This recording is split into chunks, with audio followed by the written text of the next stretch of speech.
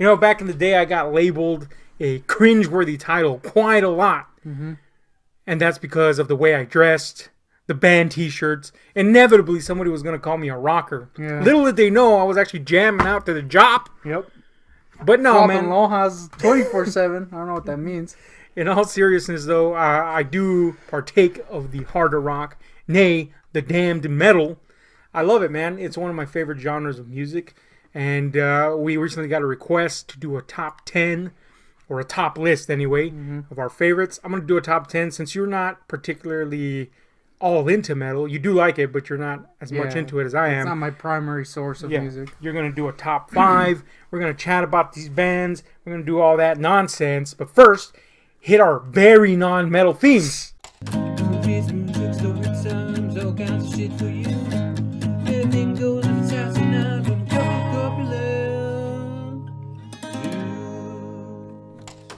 We probably should have commissioned the metal version of the theme for this video. Unfortunately, McBallium, the composer, has now decided to sue us for slandering him in a video that's not even out yet, possibly. Transcending time and space. Yeah. The point, in fact, he hates metal, so he wouldn't even do it just on principle, because he's a fucking twat. But Hashtag Hoto. Hashtag McBallium sucks my nasty nuts. Hence the name, McBallium. He likes nasty ones. But you know what I like that's not nasty? It's a good segue. That's a good one.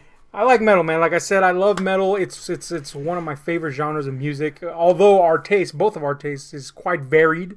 You know, we like an assortment of genres. And Scotty Jops all the way up to Slayer. Representing the Jops. Yeah. Nobody knows about their team-up album. Yeah, it's a good one. You know, it was actually very bad. But I just said it was a good one. That was to be expected.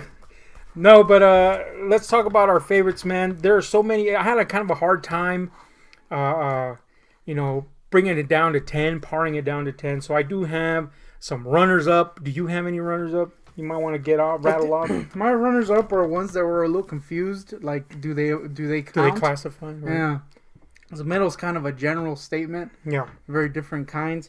So I'm just going to give you the ones that were runners-up that I don't think count, but I threw them in there just to be fun, I guess. Right. Creedence, again, I don't think they count. That's definitely not metal. Yeah, they don't, but they do again, they have...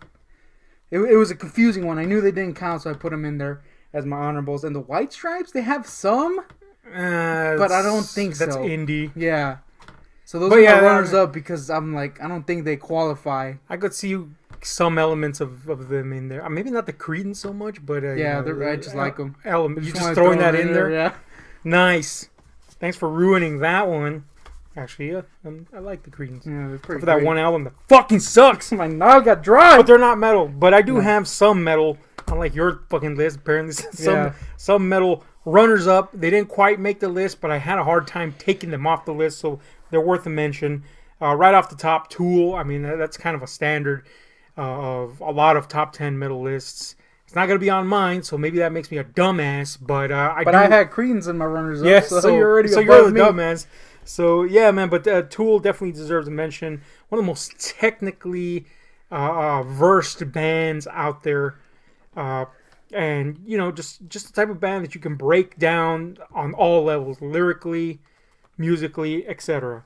Another one would be Opeth, which I didn't put in there because though I have enjoyed them, I've even seen them live, I haven't indulged in their entire catalog, so I can't quite say I'm 100% behind it, especially since I know their last few albums caused some controversy because they completely swap genres in a manner of speaking, and though I'm not one to invest much in what people say about bands when they do that, the controversy was pretty loud, so I have to see what's up with that. But what I have heard is astonishing.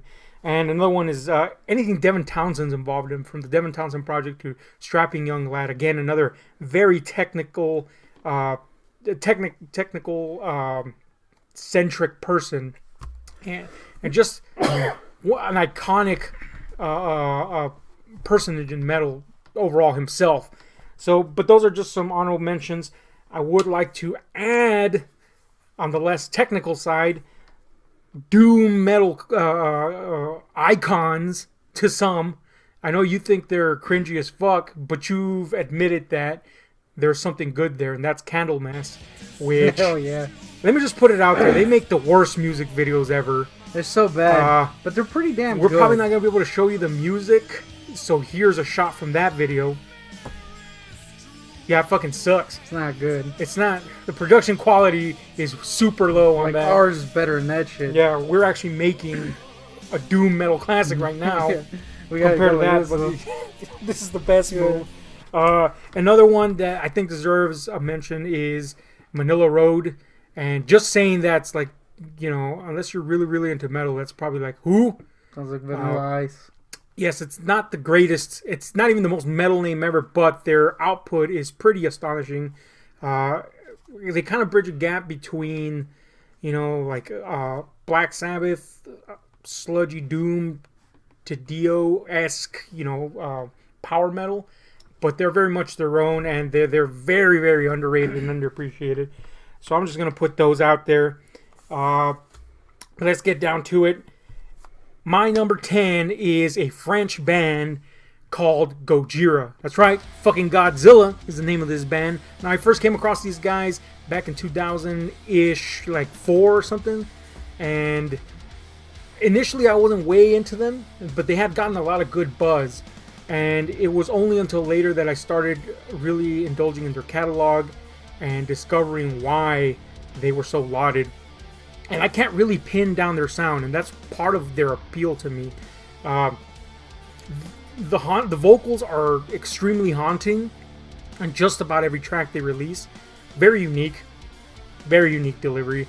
Very bass-heavy grooves, kind of reminiscent of, you know, groove metal. You know, there's a lot of Fear Factory-esque qualities to it. And also they remind me a lot of Sepultura, not only in their delivery of the music, but kind of in their thematics. That's right, you can even almost call these fuckers environmental, because a lot of their the themes of their albums center around the environment. Interesting enough, they're doing the soundtrack for the next Al Gore flick. Oh, really? No. What? That was a joke. Well, it would have made fucking sense. It's the sad part. All right. I mean, they made an entire album centered around that and several other. All right. But they don't limit The them. joke actually made sense. Yeah, it actually fucking made sense. That's how involved they are in that particular scene. But that's not to say that the content drags down what is offered, because, like I said, the combination of their hyper technical instrumentation and these haunting vocals make for quite the unique sound. There are even heavy threads of death metal in there. Like I said, you can't really pin down the genre, but they are excellent. And again, the thematics vary. You know, once again, there's that one album that's strictly environmental, but they also, you know, go into deeper subjects, life, death, the whole gamut of Al Gore. Yeah, Al Gore is their biggest fucking album. But yeah, they're excellent, man, and they probably should be higher according to a lot of people on my list. But again, you know, I haven't listened to their entire catalog in the proper order, but I've listened to a large portion of it, and recently have gotten more into them. So they made my number 10 spot. My number 9 are Norse legends of Viking metal, Amon Amarth. They're pretty rad. Yeah. I will say that because this does tie to this pick, that I didn't put a couple of people in there because I haven't listened to all of their albums or a lot of their albums, like you said on your pick, in your honorable. But they were up there, but I decided not to because, again, I'm not really well versed in their full catalog. But if I was, they would have been up there. Yeah, man. They're definitely a death metal band. Yeah. In their delivery and style, but they have heavy elements of folk metal in terms of their content and themes. So it's a very unique combination. They stand out on their own for sure. And of course, overall, the presentation is just it just reeks of awesome. You're literally watching big Viking bearded assholes sing about Viking things, and that might sound silly. And you know, it does toe the line between corny and cool, but it leans more towards the cool. Yeah, it's definitely more towards the cool, which is more than I can say for that fucking pirate band. What the fuck is the name of that? I liked Ailstorm. Yeah, Ailstorm. No, I'm not judging their music. I'm just saying the package. Oh, it might be another person I'm thinking about. It's like, no, it's definitely Ailstorm. And yeah, it's just the I haven't the seen 'em. presentation is not Yeah. exactly 100% for me. But these guys are the perfect combination of music, the presentation that actually makes sense with the themes that they Yeah. put forth. And maybe it's just my love for Norse mythology or ancient traditions and stuff that really gets me into the themes of what they sing about. But yeah, they are definitely one of my favorites. This is my signed CD. Somehow, when the cops took all my shit, they left the one signed Amon Amarth CD that I had. I had almost all their CDs up Your to that little point. banner. And my banner, yeah. But so that's fucking cool. Hashtag sign CD, showing off. Hashtag losers. Hashtag mega losers. But these guys aren't losers, and that's my number 8, and they're the German metal band Megahertz. Now, it's kind of hard to pinpoint them down too. They've been categorized as Neue Deutsche Harte Metal, Tanz Metal. You can even see a little bit of new metal elements in there in their early Yeah. days. But it's definitely a band that has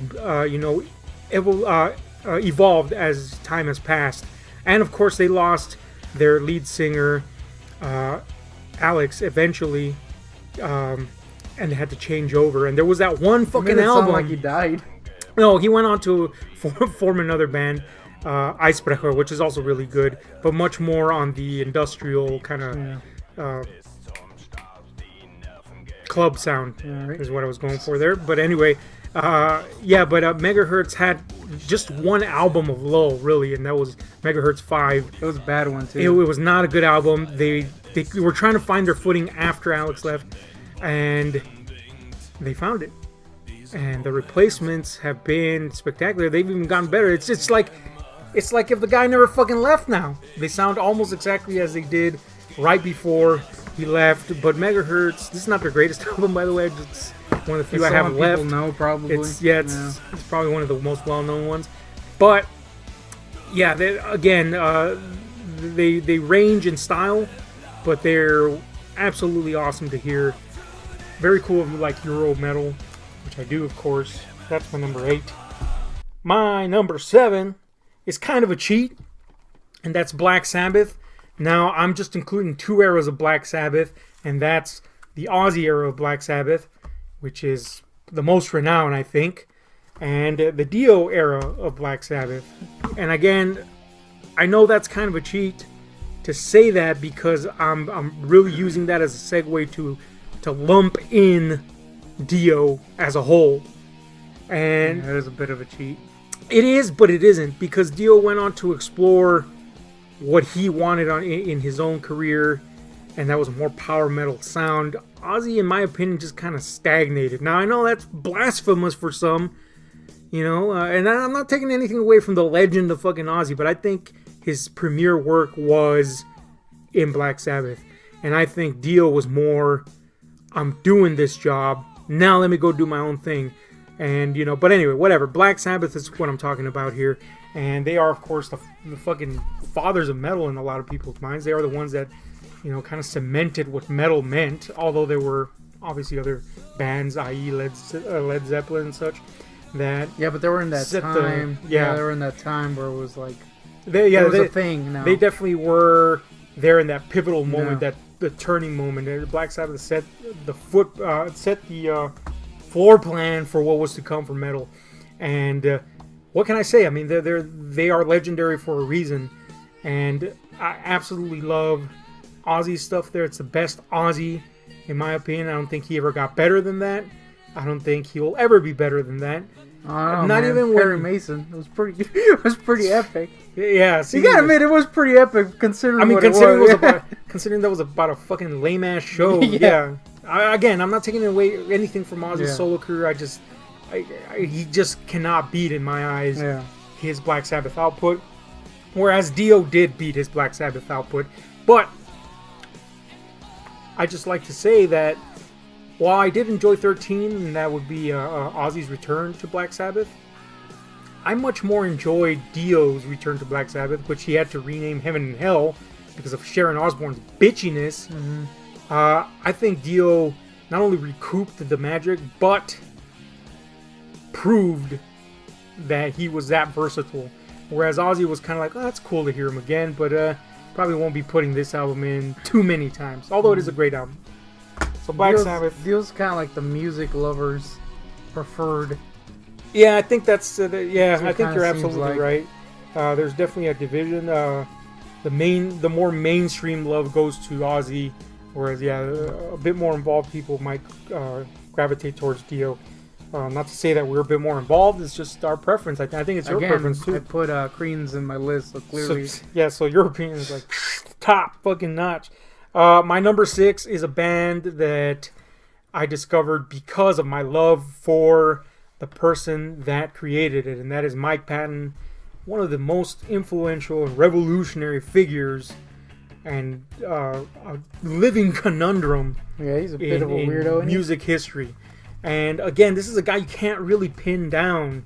He made it. He splashed onto the scene by taking over the lead vocals for a band called Faith No More, and pretty much Faith No More became about him to the point where the band ended up just disintegrating because he had taken them beyond the boundaries of what Faith No More was, and he went on to make so many side projects that it's almost impossible to keep track of them. Yeah. He opened up his own production studio, Hippocac Recordings, and just indulged in producing his own things.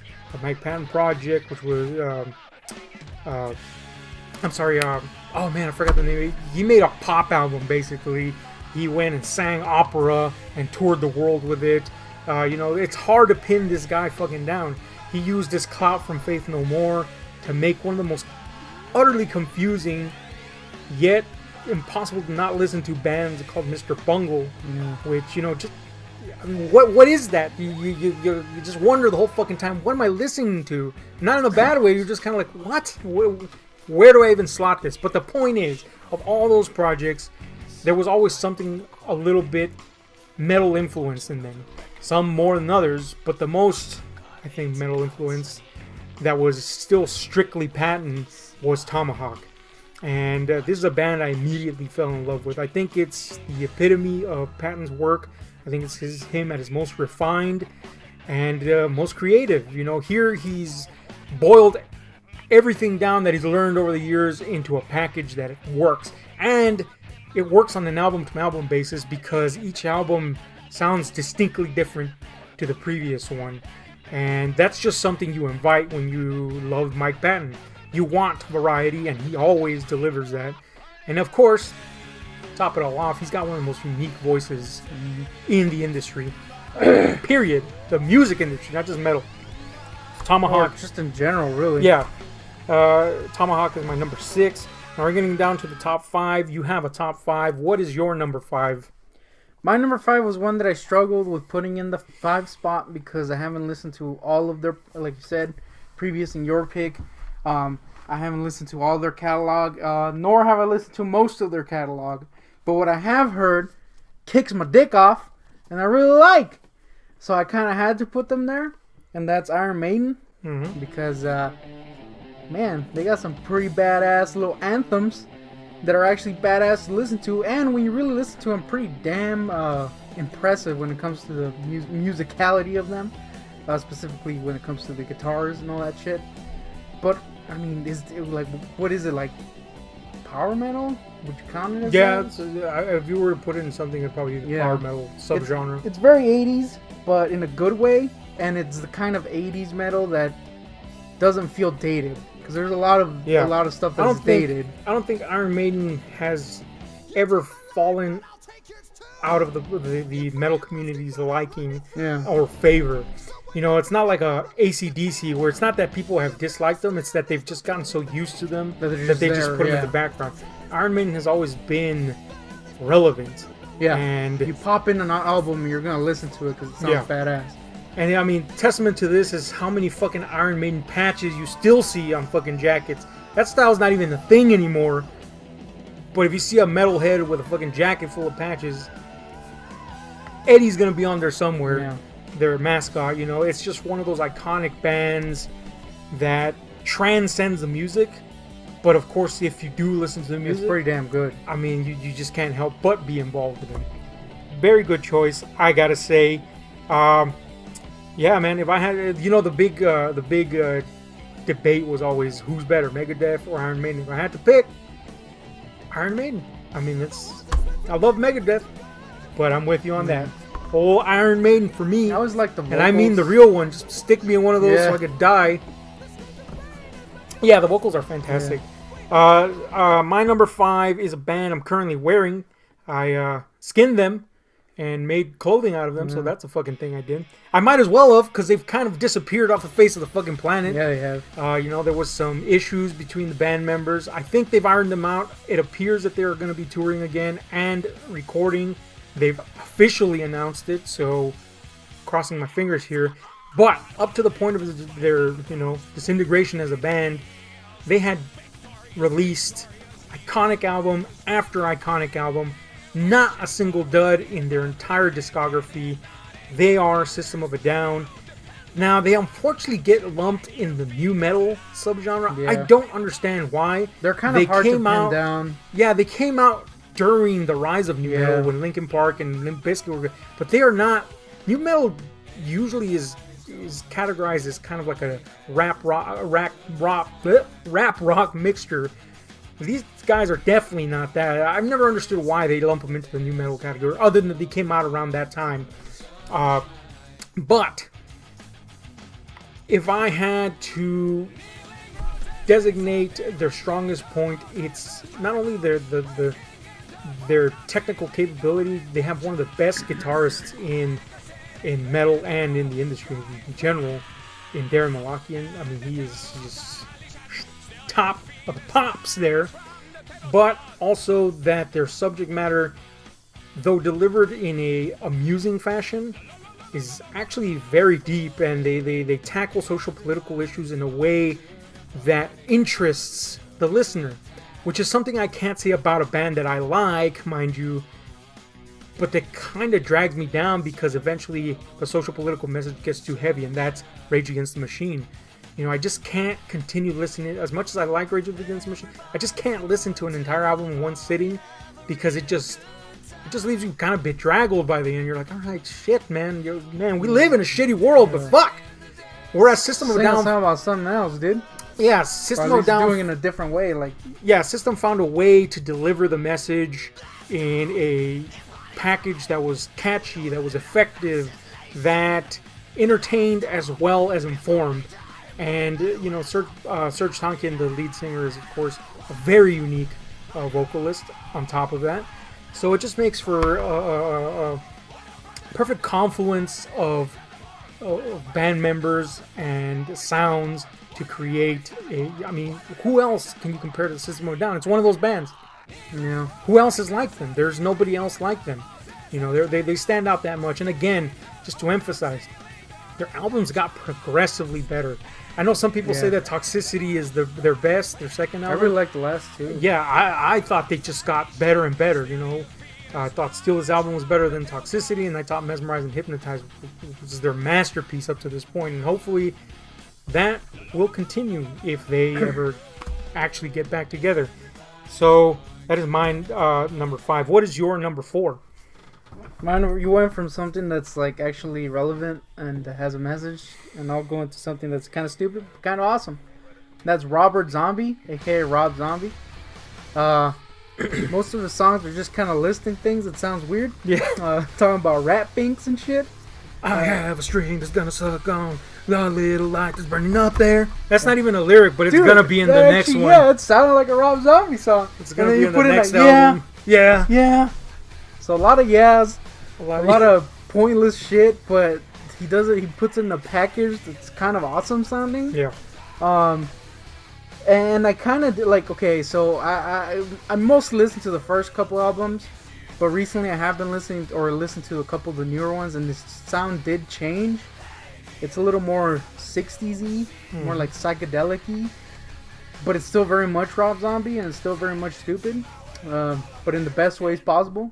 Just mention rats and freaking skeletons and shit, and hope that the song sounds cool. And for most of the time it does.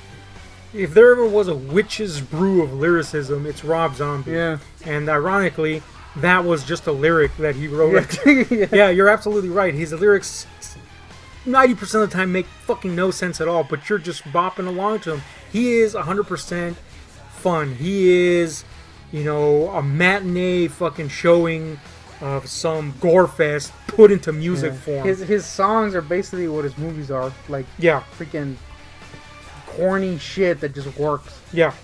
I absolutely love Rob Zombie. I was going to put him in my honorable mentions, but I knew he was going to be in your top 5, so why would I when I could just talk about him here? Love Rob Zombie. Love him as a musician. Love him as a director. He's just a lovable fucking guy. And his wife's super hot, so there's that. I also like White Zombie, and like you, I'm sorry, you didn't even say that, so I'm just going to say that. I actually think his style, as it's progressed, has gotten more appealing to me. Though I did like I think everybody in the world fucking loved that initial kind of techno metal sound when he first went out on his own. I much prefer what he's doing now. Yeah, it sounds. I don't know if I prefer it, but I do admire it more because it's a little more risky and a little more dependent on like filters and shit. Mm-hmm. So you actually listen to the music and you actually get to hear the instruments more, and it's kind of like more of a well-crafted musical experience now, Yeah, and I think say. a lot of that has to do with the band he's cobbled up together. Yeah. Most significantly, John Five, who is one of the best guitarists in metal. And let me use that to segue to him. He used to be in my number 4's band, and that's Marilyn Manson, the man and the band. John Five used to be part of his band and was there for the best years. And even if Manson had become completely irrelevant and his musical output had become worthless, which thankfully it has not, even if that had happened, he would still be in my top 10 list for 3 reasons, and that's the triptych. His most iconic 3-album journey, basically, into his mind, and that is Antichrist Superstar, its follow-up Mechanical Animals, and the final piece, Hollywood in the Valley of the Shadow of Death. These albums are absolute fucking classics. If you ever want to deep dive into a man's mind and explore his takes on religion, drugs, love, life in general, his ideology as a whole, then those 3 albums are it. And they are fantastic. And the thing is, he is concretely Manson, and he is so much that personality that people forget how adept he is at everything else. He is a brilliant lyricist. Some people might call his lyrics cryptic, but they are very cleverly crafted to where they almost become a puzzle that you have to figure out 100%, and that's one of the things I enjoy the most about Manson, especially during that era. It's that he is not only inviting you into his mind, whether you agree with him or not, he is allowing you to figure out his mind as well, and that's super interesting to me. On top of that, I was kind of a latecomer to Manson because Manson splashed big on the scene because of the shock factor, that Alice Cooper factor. And I was adverse to that at first. I didn't want to be involved with it. And on top of that, a lot of his ideological standpoints at the time I was adverse to, and still am. But that doesn't mean I didn't eventually grow to enjoy the man because, 1, he is clearly a smart guy. And 2, he knows how to deliver what he has to say. And it's always interesting for me to talk, even if it is in an artistic form, to bad ideas off of somebody that I don't 100% agree with. And that's what Manson provided. I became a Manson fan with Mechanical Animals, which ironically was one of the albums a lot of people turned on him because Antichrist Superstar was such a big thing and it presented such an image that he completely 180'd and presented something else. He went from kind of a post-industrial sound to a straight-up glam rock album that was an ode to, fucking Life on Mars era, Ziggy Stardust era, David Bowie. And that thing immediately hooked me, and it's still one of my favorite albums of all time. And from that point forward, I said, I gotta examine this guy more, and he has remained that relevant in my list of all-time favorite musicians, and of course, metal musicians. There was once he finished his triptych, he went on to explore himself a bit.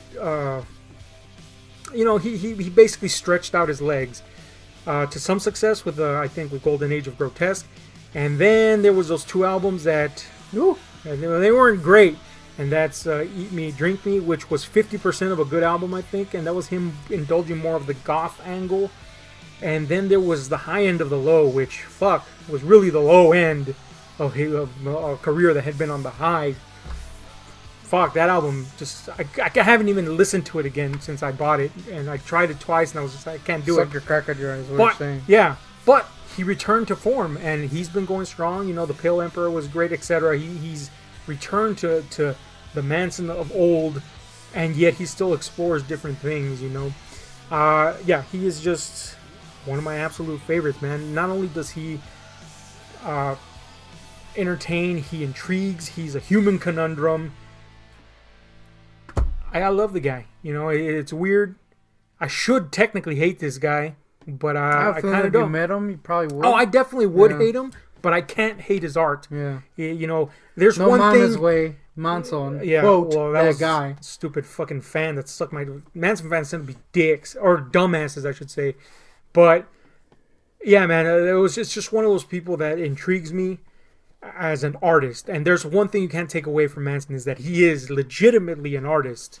No matter what he's presented himself as, he's been completely behind the controls of his career, and he's presented he's created a package that he has driven into the masses' minds. He's created a mystique and then backed it up with actual legitimate sounds. But anyway, that's my number 4. What is your number 3? My number 3 is the same as your number 3.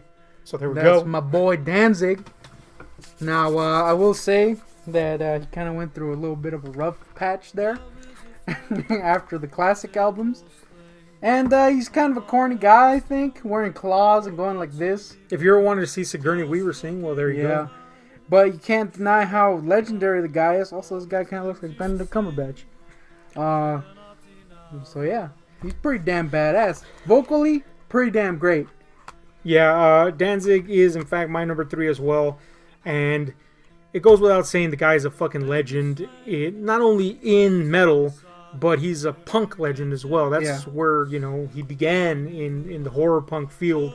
And he went from there and he bridged the gap with his second band, Soen, into an eventual metal career. And the most interesting thing is how different his metal sound was to his old sound, one, and 2, to everything that was out there at the time, and still kind of today.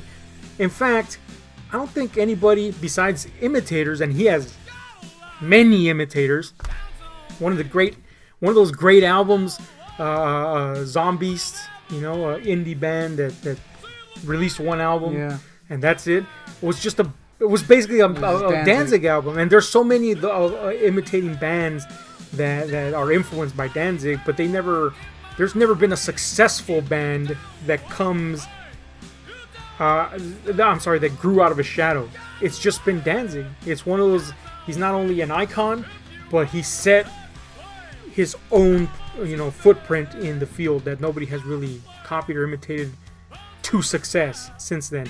And that is because he blended he was very influenced obviously by Black Sabbath, but then he blended that with a blues sound. Yeah. And it created something entirely unique. One, because he has the voice to deliver very soulful songs, no matter how ridiculous the subject matter may be. Bodies. Good example, the song Bodies.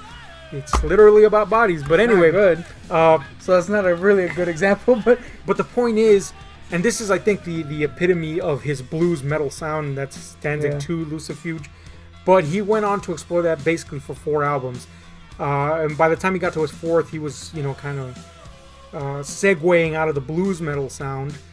But you're right, he had a rocky patch after that, because after Danzig 4, he went into Danzig 5, Black Acid Devil, which is the best thing, one of the worst albums. The best thing Danzig ever did was pair up with someone who was going to showcase his voice. Yeah. And taking that away and covering it with crap made for a shitty rough patch that he went through after. And I don't know if it was a combination of things. The reason he had released 4 very successful albums.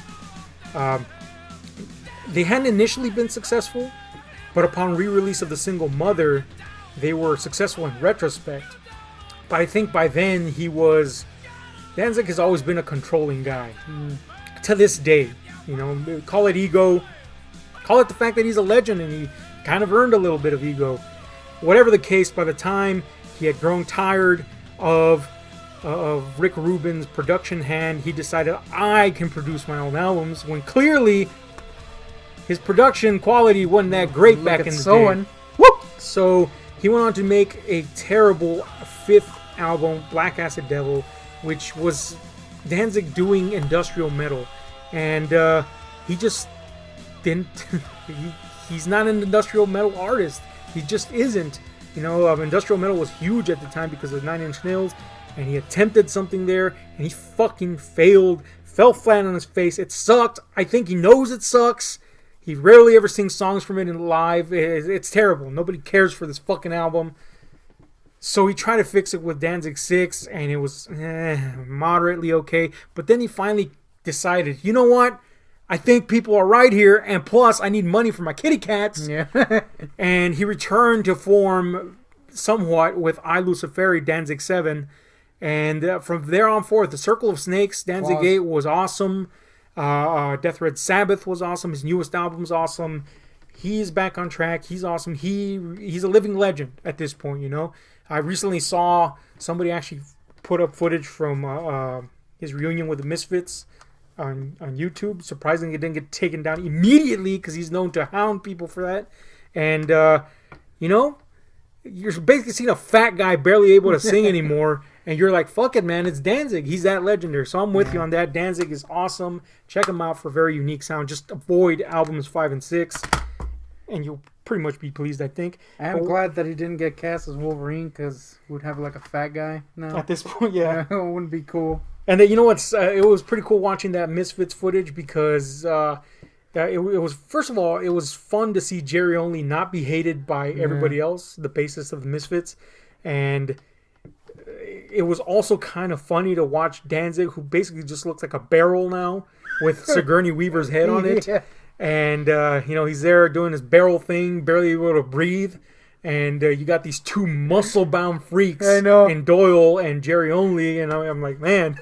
Damn, he let himself go, dude. Poor old Danzig there. But anyway. And they're old, too. They're like his age, right? Oh, yeah. They're old as fuck, but they're chiseled. Yeah. And he's like a fucking tambo now.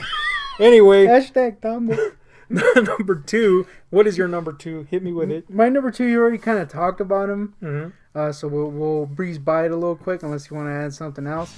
And that's my boy, Rail Perlman, a.k.a. Dio. Power Metal God. Kicks ass. Apparently super controlling. That's alright. He deserves it. It's freaking classic, dude. Yeah, I don't think Power Metal will ever have a better vocalist. Yeah. Bar none.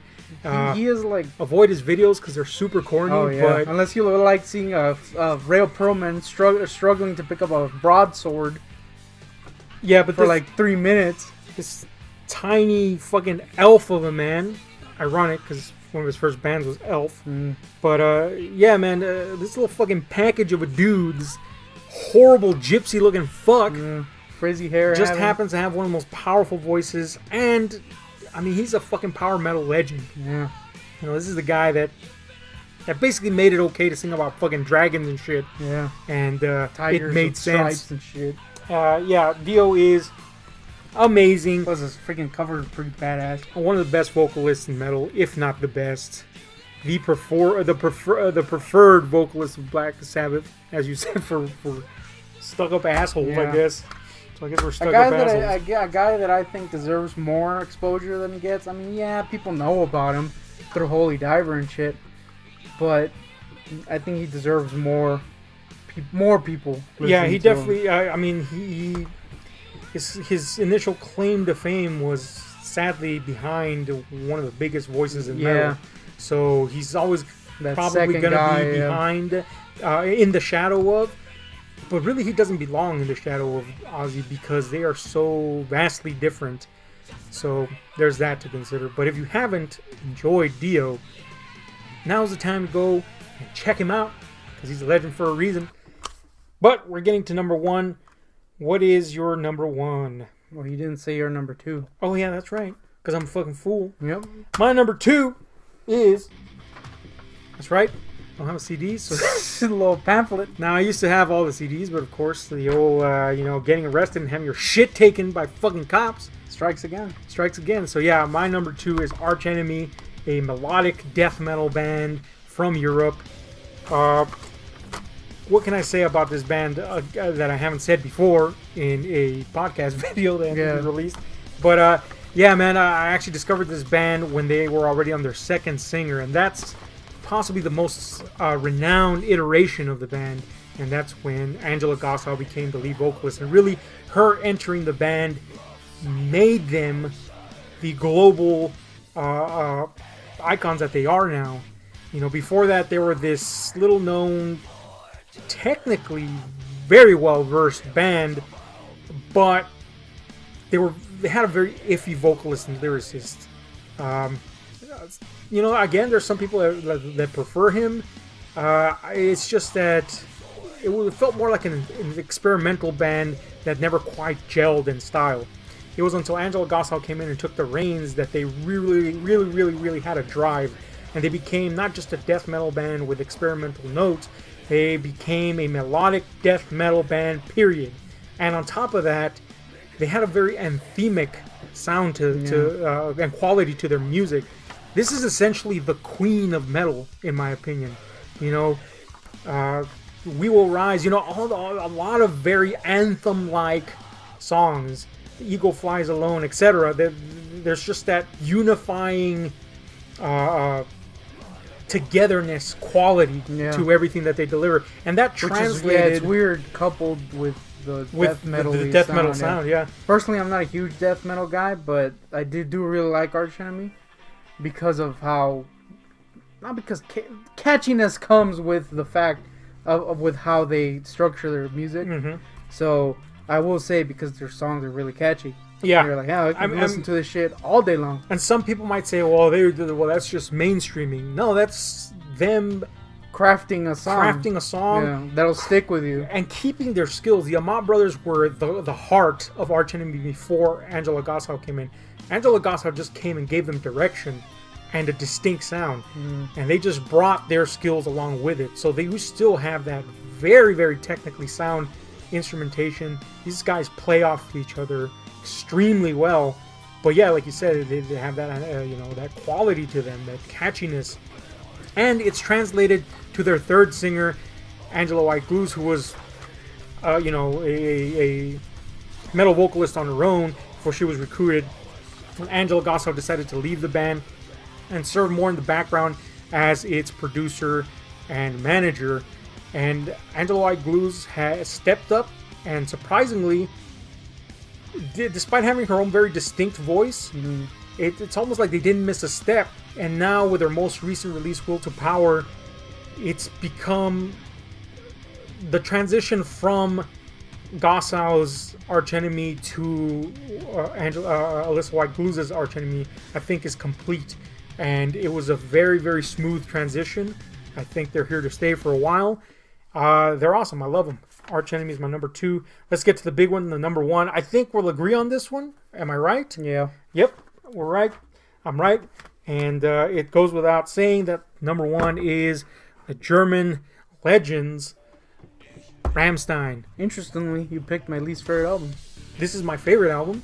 So that just goes to show you exactly the wide breadth of their stylings, their evolution as a band. They went from a strictly Tons metal band to a more post-industrial sound as they progressed, almost with operatic qualities at times. While still keeping what made them while still unique. maintaining that aesthetic that is so that has so popularized them and made them stick in people's minds. And I think that is above all what has allowed them to translate so well to people that don't have a grasp of the German language. You know, they are visually arresting. Just as people, they're visually arresting. These huge tectonic giants and or weird thin guys. Yeah. But you know, With just to various colored hairs at various different times of their career. Yeah, they're like the anti-boy band. They're the boy band for the people that don't like boy bands. You know, they're the exact opposite of what you would see in the Backstreet Boys. You know, that's what they are. They're A weird comparison, but okay. I mean, I'm actually using their words in that sense, and that's what they are visually. Yeah. They're the exact opposite of that. So they appeal to the audience that would detest that type of look. But then on top of that, their sound is super fucking catchy. Yeah. I mean, even if you don't understand the lyrics, Again, they craft a song that'll stick with you. Yeah, a great example is The Guardian, who doesn't know a smattering of fucking Or me, really. German, but you know he'll sing along to the best of his capabilities because they are just that type of band that you want to see, that you want to hear. At least when it comes to me, I kind of like that I don't know what they're singing about, because you could just fill in the blank. Mm-hmm. You know, it's the idea of the silent protagonist in video games, where you just fill in your role into the song that you're listening to the best of your capabilities, to the point that whenever I have heard what a song's about, I'm like, oh, that's not what I thought it was. It's a little disappointing, but that's nothing against the song itself. It just goes to show how you can kind of, even if you don't know the language, you can still really enjoy it allows in a you different way. to create some mental landscapes. Yeah. You know, and as my grasp of German has faded Yeah. throughout the years, I can It's pointed out by Michael Keller. I can definitely see where you're getting at, where you could just kind of indulge in the music in almost an instinctual fashion. Yeah. But I mean, that's not the case with Rammstein, obviously, because I'm pretty familiar with everything up to this point. But one thing on that note, if you do understand what they're speaking about, that's one of the things that always keeps them appealing, is that they're very distinctly decadent in a European way. You know, they're the subject matter of a lot of their music generally tends to be taboo, and if it's not taboo, it goes into the realm of exploring a simple subject through taboo fucking eyes. So they always find a fresh way to keep people intrigued, kind of like a morbid fascination. You know, it's like the nation's or the world's complete fascination with serial killers. Yes, instinctually we know they're wrong, but it's the wrongness that keeps us glued to the pages. Well, that's kind of what Rammstein does in the way they tackle their subject matter. They always come at it from another angle that's, like I said, taboo or unique or morbid even, and that keeps people interested in that regard. On top of that, they have the best music videos I was about to say possibly that. of all fucking time. Oh, yeah. It's very rare that Look they don't up, have a music video that's super, super visually arresting. Look up Man Gegen Man if you want to see some Super gay action. super gay action. Insert clip here. Not really, because we're going to get copyright strike, so don't. Yeah, man. Definitely one of the best music video producing bands out there. And then on top of that, just to one up themselves at this fucking point, they possibly have the best live show of any fucking band out there. You know, there's no way you could literally take someone that's never seen these people before and put them in front of this and they will be enraptured. Which is what I did with fucking Guardian. I said, you know what? Guardian is a hard person to convince to listen or like anything. He's so set in his ways. Yeah. I Unless said, fuck that's a that hot shit. chick. Yeah, unless it's a hot chicken, and then he'll go all for that. But he's a hard person to sway. And the only way that I knew I was going to sway him to like Rammstein is I'm just going to let Rammstein be Rammstein. He's going to see it, and he's going to love it, and he did. And that's just the appeal of this band. They are amazing. They're awesome. They're still my favorite. This is the first band I absolutely positively loved, and I still love to this very day. Don't miss them. Anyway, that's been our rundown on our top favorite metal bands. What are some of yours? Let us know in the comments. I'm not the Goontick. You're not. I'm Ahab. You're the Goontick. Hit like, share, subscribe with those notification buttons, because we're out. This music, story times, all kinds of shit for you. Anything goes inside and I don't cup of corpulent juice. This music, story times, all kinds shit for you.